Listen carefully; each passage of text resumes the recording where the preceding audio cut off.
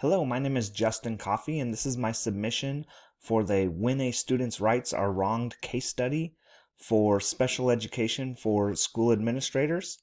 And let's get started. Let's look at the case. As far as a summary for the case, the setting of this case takes place at Nottingham High School in Dover, and Miguel is a student there. Nottingham's high school's main facility was built in the 1950s, and the school houses 3,200 students, and it houses them across multiple buildings. So it has some trailers or some portable buildings, some temporary buildings to house that number of students. And although they have gone through some renovations, approximately a quarter of the school is not updated to meet state and federal standards as far as American with Disabilities Act. So the characters in this case study is number one, Miguel. He's a sophomore student and star quarterback for the football team. His parents are Mr. and Mrs. Hernandez. And the principal is myself, Mr. Coffey. Miss Guzman is the counselor. And Howard Carey is the attorney representing the Hernandez family. There's also a science teacher, and that's Miguel's biology teacher, mentioned in the case study. The conflict that happened in this case study is Miguel was a star quarterback for the football team and suffered a severe spinal cord injury that paralyzed him from the waist down. And so the community and school really rallied around Miguel and supported him, and he nursed back to health, and he's ready to attend school. However, he'll be in a wheelchair.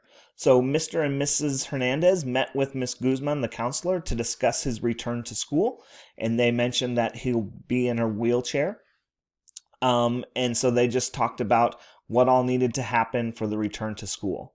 On his first day back to school, Miguel was informed that his schedule had changed because there was no wheelchair access to his biology class. And so he had to take a different science class, which was not biology, in a part of the building where there was wheelchair access. So the following day, Mr. and Mrs. Hernandez and their attorney, Mr. Carey, met with me, the principal.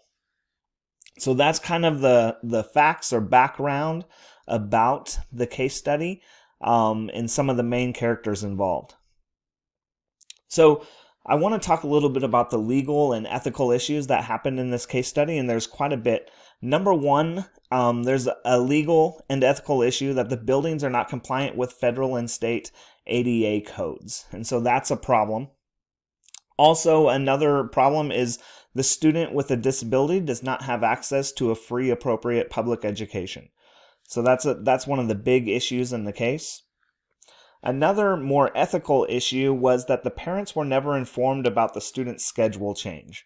And so even though they had met with the counselor beforehand and the counselor knew that the student would be in a wheelchair, there was no mention about the change in schedule. And then finally, there has been no discussion of protections for the student or safeguards for the family. So if I were to summarize this case study into one sentence, my sentence would read, a student with an orthopedic impairment disability has been denied access to a free, appropriate public education because of his disability without appropriate communication and safeguards provided to the student and family.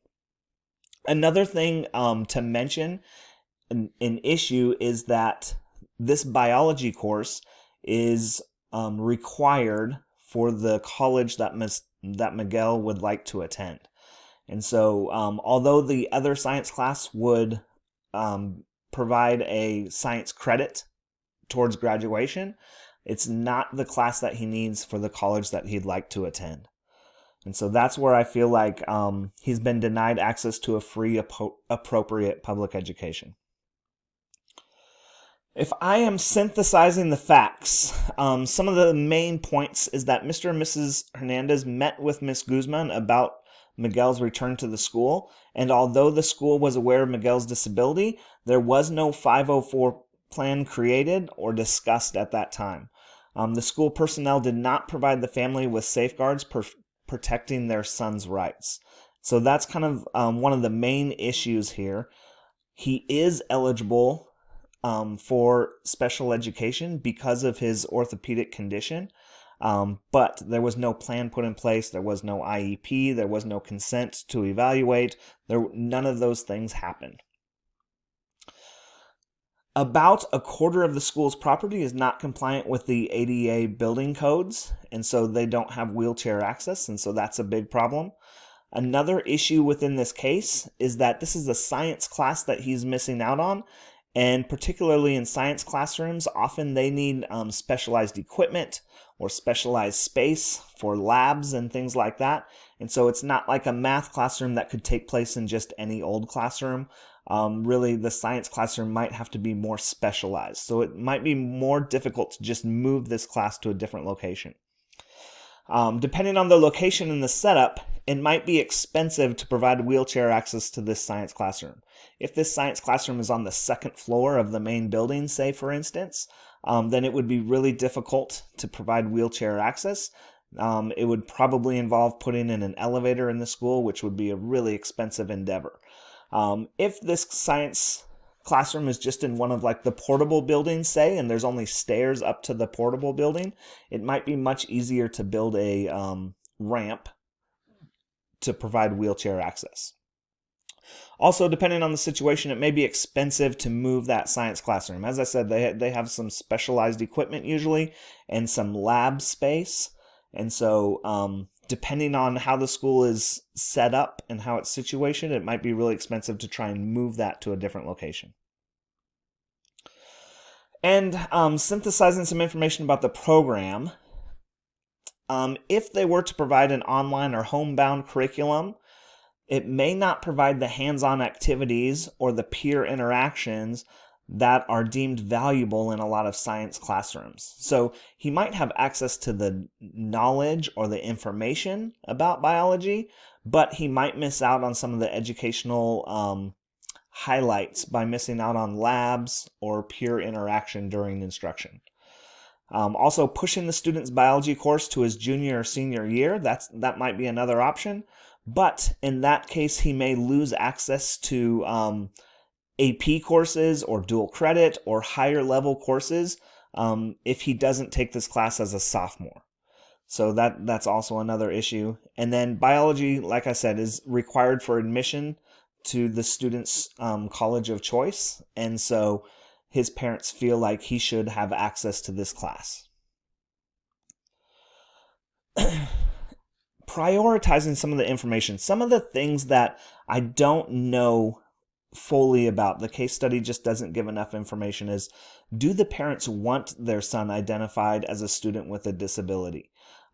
It seems like they do. When they brought in their attorney and talked about the 504, it seems like that's the route that they're going.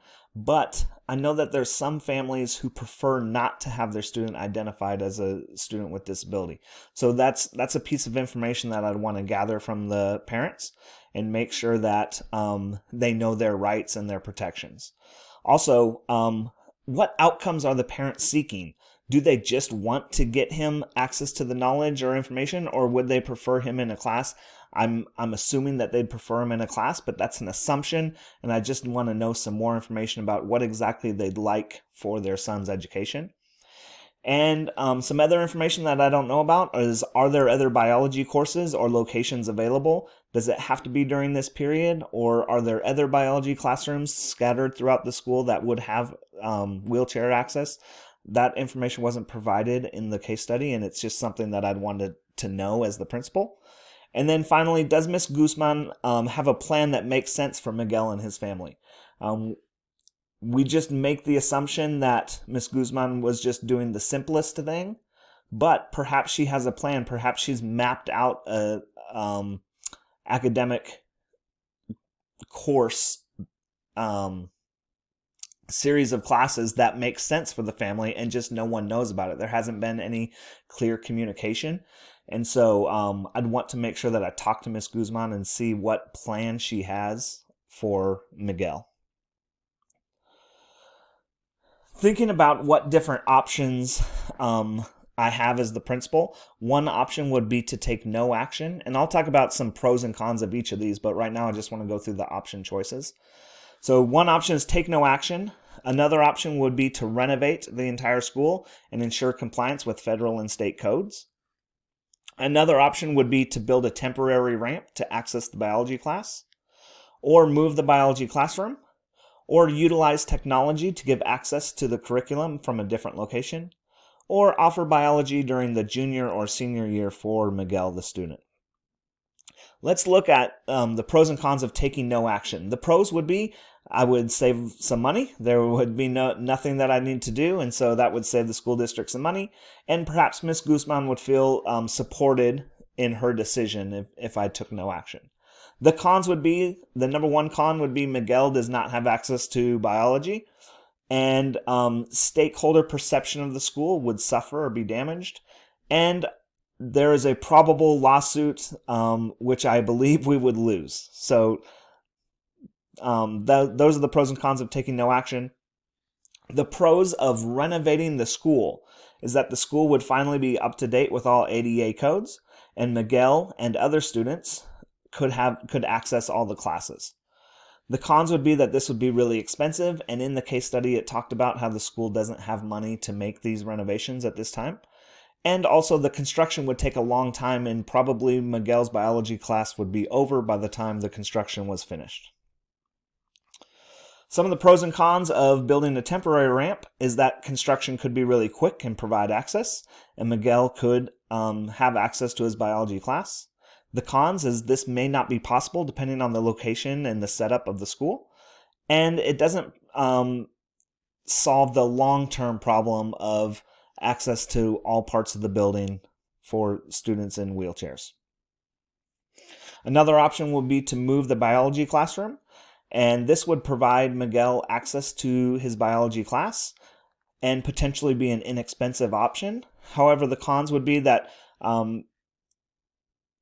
it may not be possible depending on the circumstances, depending on what kind of equipment is needed for that biology class. And then again, it doesn't solve the long-term problem of having access to the school.